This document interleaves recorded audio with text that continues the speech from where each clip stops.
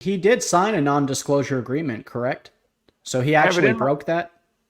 I have it in my hand, the non-disclosure agreement that he signed. And we tell all our people, look, if you're going to leave, you're going to be angry or whatever, just quietly leave, you know. Don't this is standard in a lot of businesses. Like you can't share trade secrets or something like that. We got no secrets here. But he signed the non-disclosure. I called Chris Baker, and he lives right down the road, 15 miles. Chris was doing this when people came as part of his job to help people to sign this. And so I said, Chris, did he sign? He said, yeah, on my desk. He came in, signed it in blue ink. Right here it is. There's his phone number and everything. Mark Rainey, September 21st, 2022. So nearly a year ago. I did not lie about the non-disclosure agreement. People call me a liar. I said, come on now, show me the evidence. Here's the evidence. You did sign it.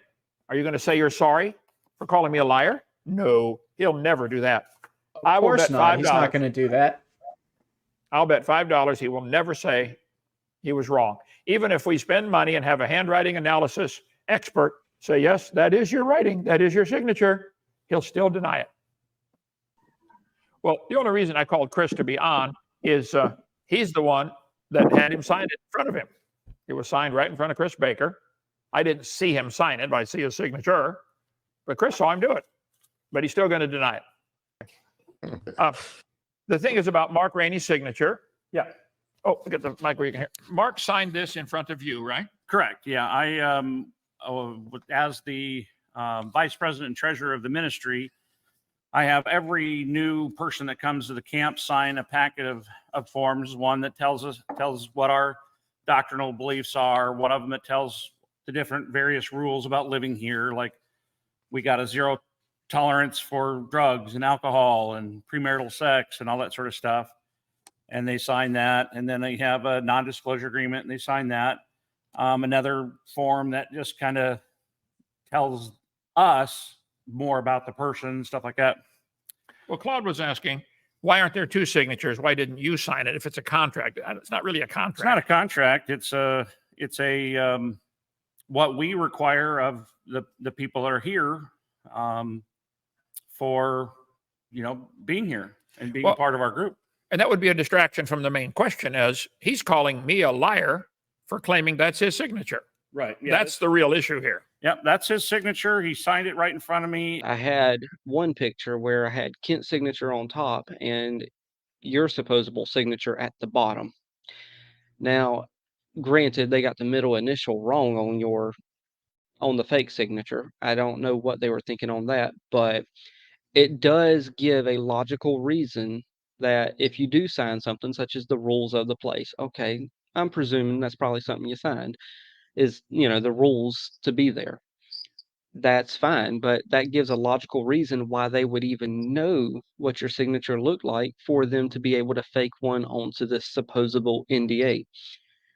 So they don't seem to understand that the NDA it's a standard principled NDA off the internet. You could probably go off and find a generic copy of that somewhere else. So what they don't have on that little thing that you supposedly signed is anything about DAL. They don't have anything about CSE. They don't have anything about Kent Hovind. All they have is the undersigned below agrees to not say anything about trade secrets. Well, whose trade secrets? There's nobody there's not there's nobody in this document that it's referring to other than the person supposedly signed below. So you might as well rip it up and throw it away.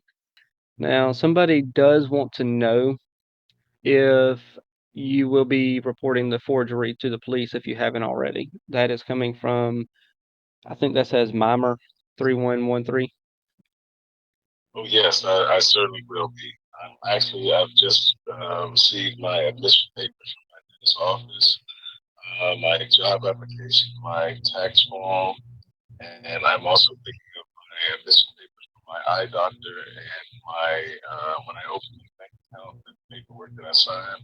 So all of this, I have all of my signatures and my printed signature. I'm gonna be able to just and I was just recommended a lawyer, so I'm gonna see if I can find a good lawyer. One that I'm recommended, but I'll also be looking for one of And yes, I will be pressing charges because Chris stated that he told me sign it. So between him and Doc stating the same thing, I feel like it's a conspiracy to commit fraud. Now the question I would have with that is, who are you actually going to press charges against? DAL itself, CSE, or Chris or Well, Kent? Because there's multiple entities that you would have to deal with. If you're familiar with sovereign citizen, they're going to play that game with saying who you can't sue or charge any of us because this was under this person. well, I feel I will have to go after everyone. I will have to go after the ministry because it's the ministry responsibility, and if he's on the board, he's a representative of the ministry of CSE, and DAL, which is the place where they kept the records. So now you're talking about falsifying records for a ministry that's under a federal 501c. Mm-hmm.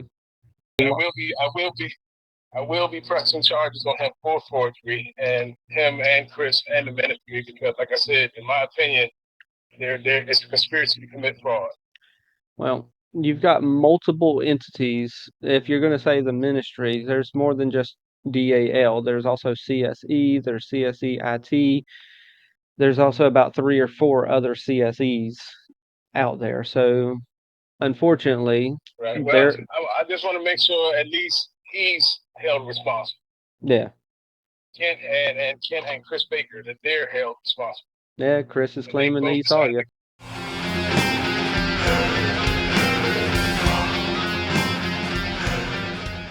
You are made of stupid.